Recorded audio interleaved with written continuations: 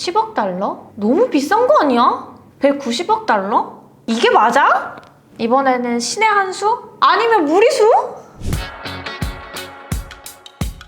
안녕하세요. 벤티지 위클리 브리핑 조승현입니다. 여러분, 오늘 하루 동안 AI를 몇 번이나 썼는지 기억나시나요?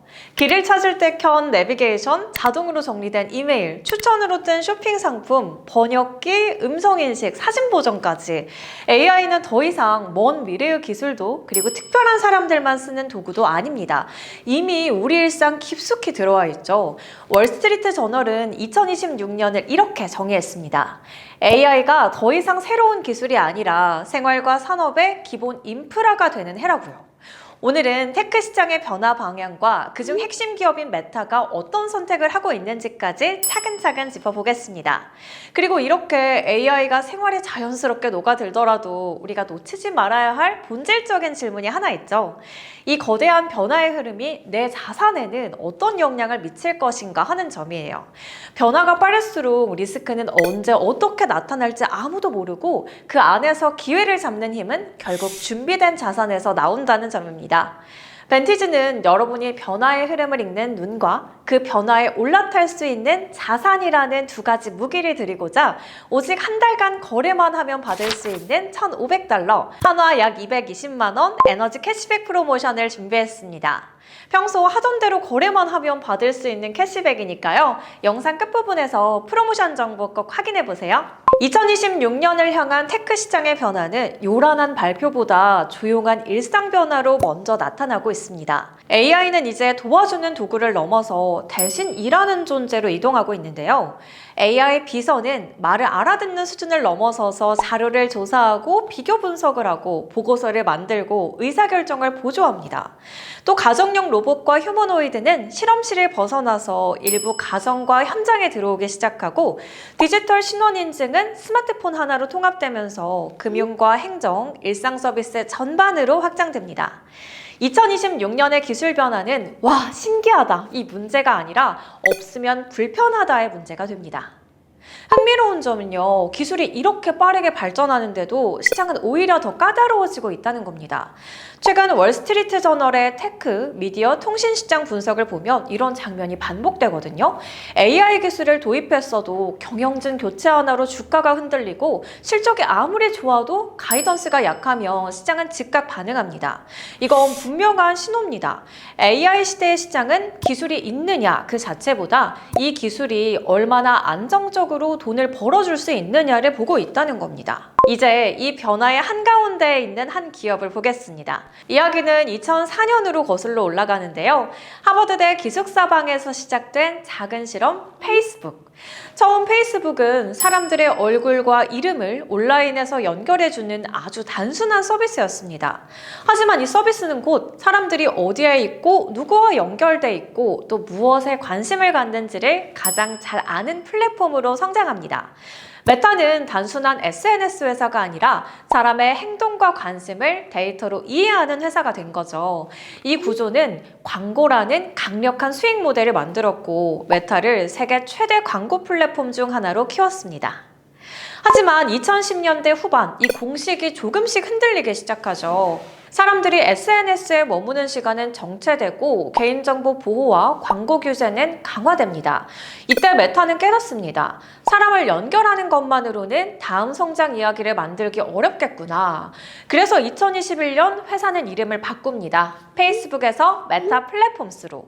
저커버그는 이 회사를 소셜미디어 회사가 아니라 다음 컴퓨팅 플랫폼을 만드는 회사로 재정의합니다. 처음에 메타는 메타버스에 베팅을 했습니다. 하지만 시장은 그보다 빠르고 명확한 변화를 선택하죠. 바로 AI입니다. 특히 질문에 답하는 AI가 아니라 이를 대신하는 AI. 메타가 오래전부터 AI 연구 조직을 운영해왔고 오픈소스 모델을 공개하면서 AI 생태계 안에도 깊게 관여해왔는데요. 하지만 내부적으로는 이런 고민이 남아 있었습니다. 이 AI가 사람의 시간을 실제로 얼마나 덜어줄 수 있을까? 그 답은 바로 이곳이었는데요. 전 세계 1,000만 투자자가 사용하는 해외 거래소 벤티지 마켓. 지금 가입하면 연 13% 이자 지급 이벤트와 크레딧 보너스가 제공됩니다. 유튜브 프로필 설명칸에 있는 벤티지마켓 등록하기를 통해 단 10초 만에 가입하세요. 이 메타의 질문에 가장 직관적인 답을 내놓은 회사는 바로 마누스였습니다. 마누스는 대형 빅테크가 아니라 상대적으로 작은 AI 스타트업으로 출발했는데요. 이 회사의 문제의식은 분명했습니다.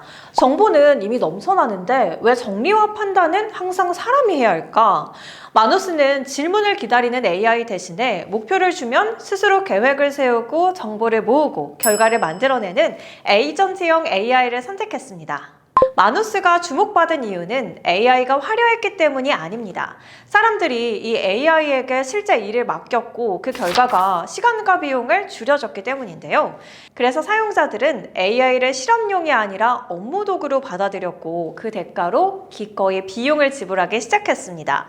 마누스는 유료 구독 기반으로 연간 반복 매출 1억 달러를 넘어섰고 AI가 가능성이 아니라 사업이 될 수 있다는 걸 시장에 증명했습니다. 여기서 메타를 조금 더 입체적으로 볼 필요가 있겠는데요. 메타는 늘 모든 걸 처음부터 발명하기보다 시장이 바뀌는 순간을 읽고 필요한 조각을 과감하게 가져오는 회사였습니다.